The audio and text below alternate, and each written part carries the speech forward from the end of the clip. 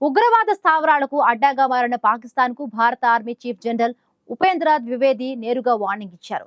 రాజస్థాన్లోని అనూప్గఢ్లో సైనికులను ఉద్దేశించి మాట్లాడిన ఆయన పాకిస్తాన్ ఉగ్రవాదాన్ని ఆపకపోతే ప్రపంచ పటంలో దాని భౌగోళిక ఉనికి ప్రమాదంలో పడుతుందని హెచ్చరించారు.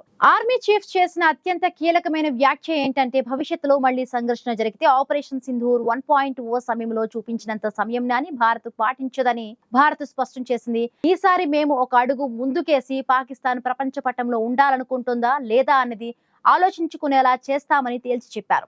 ఈ హెచ్చరికకు కొన్ని గంటల ముందు వైమానిక దళాధిపతి ఏపీ సింగ్ కూడా పాకిస్తాన్ కు గట్టి కౌంటర్ ఇచ్చారు.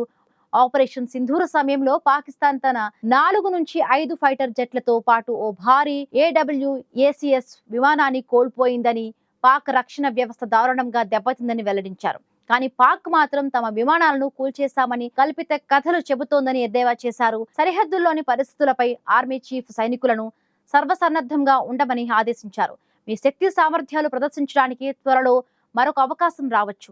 అందుకే ఇప్పుడే సంసిద్ధంగా ఉండండి అంటూ పిలుపునిచ్చారు.